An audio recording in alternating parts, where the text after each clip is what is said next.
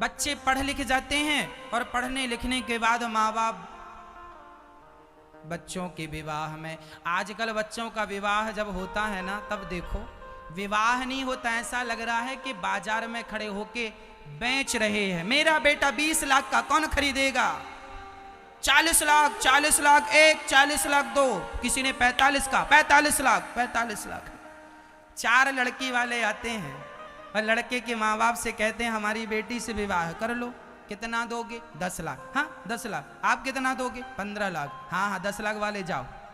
मिठाई भी नहीं देते उसको खाने, चल वापस कर, फोकट का खा रहा, चल 15 लाख। और कोई कह दे 20 लाख देंगे हम, तो 15 लाख वाले की मिठाई वापस ले लेते हैं।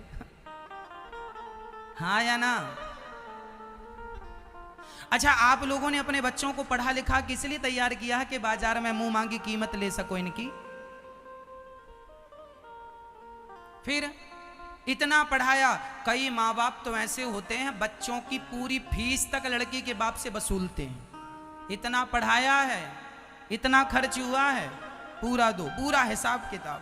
पूरी बच्चों को बाजार में बेचा ना करो। लड़की योग्य ले आओ, लड़की के पिता बिना मांगे जो दे दें रख लो, मांगने की जरूरत नहीं है।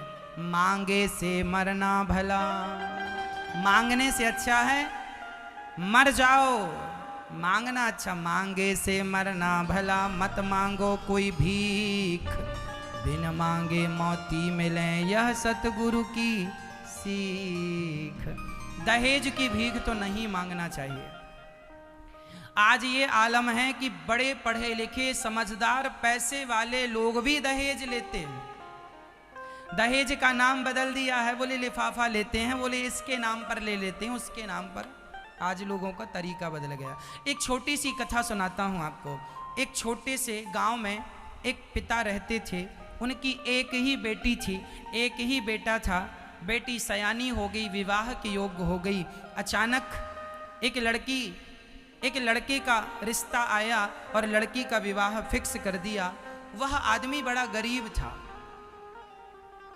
गरीबी इस तरह थी कि सामान्य जीवन जीते थे, कमाते खाते थे, सरकारी नौकरी थी, 20-25 हजार रुपए मिलता था, उस जमाने की बात थी। एक छोटा सा घर उस बूढ़े बाप ने बनवा रखा था और अपनी बेटी और अपने बेटे को अच्छे संस्कार दे रहा था। जिस लड़के से शादी हुई, कन्यादान के समय मंडप के नीचे विवाह में जब लड़का बैठा तो कन्यादान के समय एक रस्म होती है। लड़की का पिता पूछता है बेटा तुम्हें क्या चाहिए? तो लड़के ने कह दिया हमें 4 चक्के की गाड़ी चाहिए, 4 व्हीलर चाहिए। अब लड़की के पिता के तो पांव के नीचे से जमीन खिसक गई। उन्होंने कहा बेटा हमारी तो ऐसी कोई बात हुई नहीं थी कि आपको 4 चक्के की गाड़ी चाहिए। नाना हमें तो गाड़ी चाहिए, नहीं तो हम जा रहे हैं।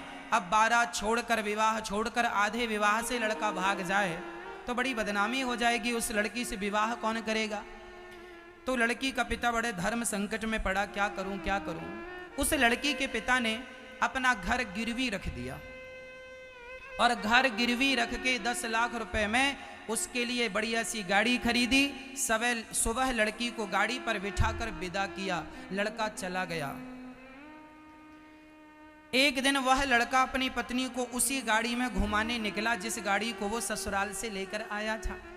बड़ी तेज गाड़ी चला रहा था। सामने एक मंदिर था, एक अपाहिज आदमी सड़क को पार कर रहा था। लड़की कह रही थी धीरे धीरे चलो, गाड़ी धीरे चलाओ, पर वह तो तेज चला रहा।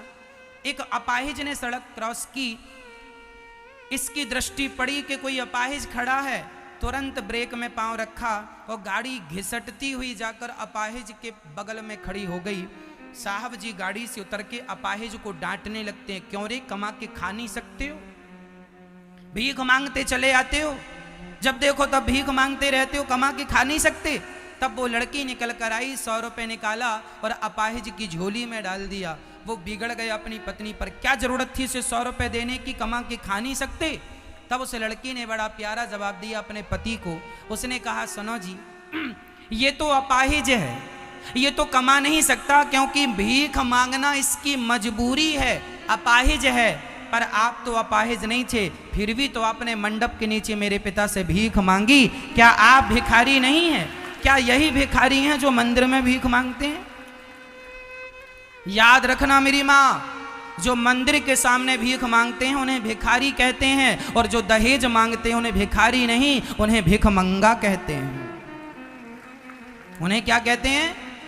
यदि आपने अपने बच्चों के लिए दहेज मांगा तो घर के सामने ये जरूर लिखवाना, भिखमंगे का घर यही है।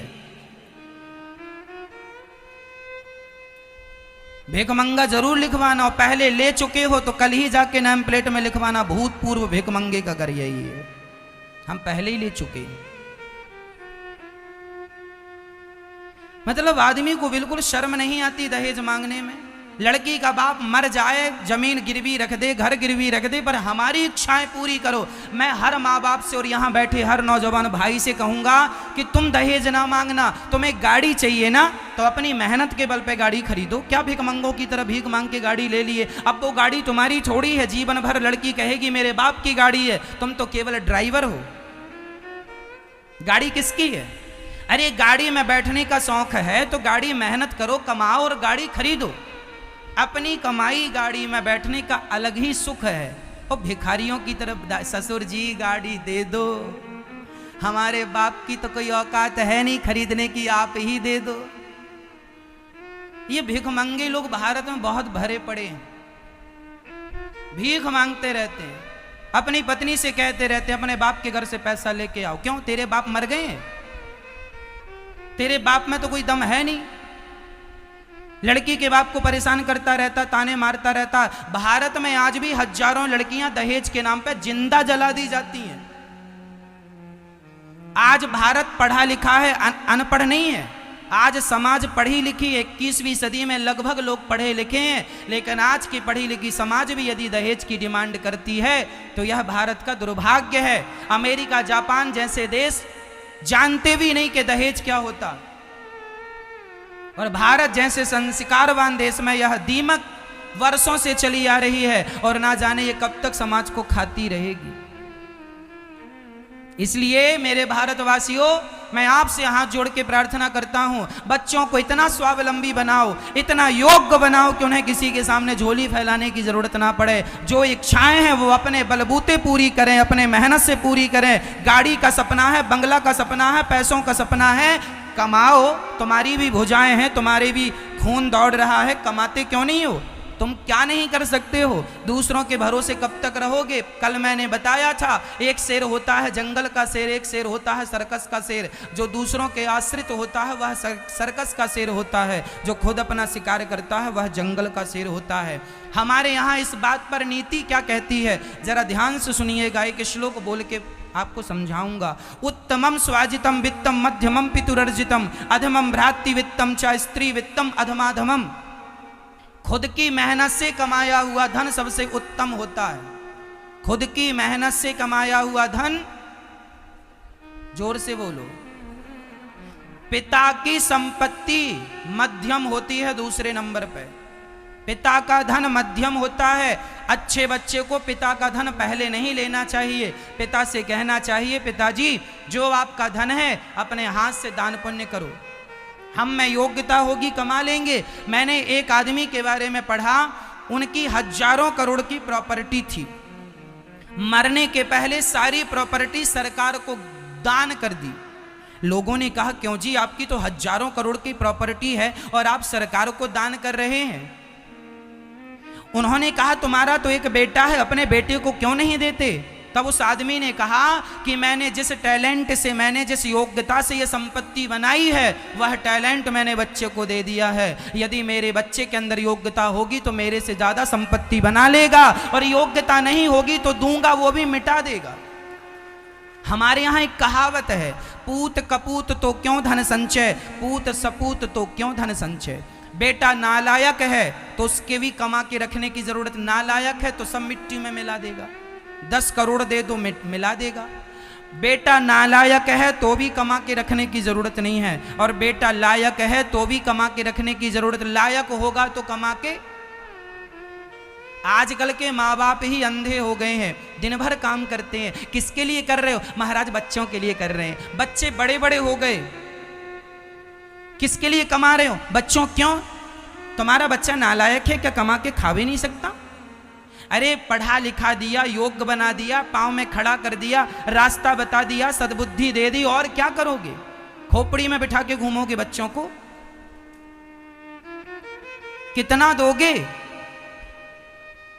मुझे ये बताओ कि आप अपने बच्चों को, महाराज जी ये बैंक बैलेंस बेटा को, ये प्रॉपर्टी बेटे को, ये वाला प्लॉट बेटे को, ये वाला धन बेटे को, इतना देने की जरूरत नहीं है। इतना कुछ आपने बेटों को दिया है, ये बताओ संस्कार कितने दिए? संस्कार के नाम पर 0, और प्रॉपर्टी करोड़ों की दे दी। करोड़ों की प्रॉपर्टी दे भी दी है आपने, और संस्कार नहीं दिया, तो उस प्रॉपर्टी का करेगा क्या? उस घर में नाचने वाली को बुलाएगा, शुरा सुंदरी का पान करेगा, शराब पिएगा, औरतों को नचाएगा उस घर में जो तुम छोड़ के गए हो प्रॉपर्टी। यदि संस्कार नहीं है तो तुम्हारे घर में कल वैश्या ही तो नाचेगी। यदि संस्कार देके जाते तो तुम्हारे घर में कथा कीर्तन भागवत होती, तुम्हारे घर में अच्छे लोगों का आवागमन लगा रहता, लेकिन तुमने संस्कार नहीं दिए। याद रखना, 100 रुपए से शराब भी खरीदी जा सकती है, और 100 रुपए से दूध भी खरीदा जा सकता है। शराब खरीदना है कि दूध खरीदना है, मर्जी आपकी है। ये आपके संस्कारों पर निर्भर करता है कि आप दूध खरीदना पसंद करेंगे कि शराब खरीदना। बच्चों को ऐसा बना के जाना, ऐसे संस्कार, ये आपकी जिम्मेदारी है। केवल बच्चा पैदा करने से कोई माँ बाप नहीं हो जाते। यदि आपका बेटा नालायक है तो प्रश्न खड़ा होता है, क्यों है? तुम्हारा बेटा शराबी क्यों है? जुआड़ी क्यों है? सिगरेट क्यों पीता है? तंबाकू क्यों खाता है? तुम्हारा बेटा सत्संग क्यों नहीं करता? मन लगा के काम क्यों नहीं करता? क्यों नहीं संस्कार दिए? संपत्ति का सदुपयोग क्यों नहीं करता? दुरुपयोग क्यों करता है? ये सवाल माँ बाप से भी तो पूछा जाएगा। क्या जवाब दोगे? इसलिए माँ, बच्चों को धन बाद में देना, पहले संस्कार दे देना। संस्कार दोगे तो उनका लोक परलोक दोनों सवरेगा। और यदि केवल पैसा देके चले जाओगे, परिणाम सबके सामने। जवान भाइयों से कहूंगा, पैसे मत लिया करो दहेज के नाम पर। लड़की ले आओ, विवाह कर लो, अच्छा है। पैसा हम खुद कमा लेंगे, अपनी पत्नी को रोटियां हम खुद खिलाएंगे, गाड़ी हम खुद कमा के उससे बिठा लेंगे गाड़ी में। क्या ससुर की गाड़ी पे बैठते हो? इसलिए आज से संकल्प लो कि दहेज नहीं लेंगे। लड़की का पिता ईमानदारी से जो दे दे वो ले लेंगे, डिमांड नहीं करेंगे। कौन कौन हाथ उठाओ, कौन कौन आज से दहेज मुक्त बनना चाहेगा? ना देने वाले बनो, ना लेने वाले बनो। लड़की का पिता अपनी श्रद्धा से जो देता है बहुत देता है। कोई बाप अपनी बेटी को खाली हाथ विदा नहीं करता। करता है क्या? हाँ या ना? देख के विदा करता। फिर मैया मांगोगी दहेज? नहीं। ये माताएं लिस्ट बना के भेजती हैं, जो बच्चा कल पैदा हुआ उसके भी कपड़े लिख के भेज दे, उसके भी कपड़े ले आना।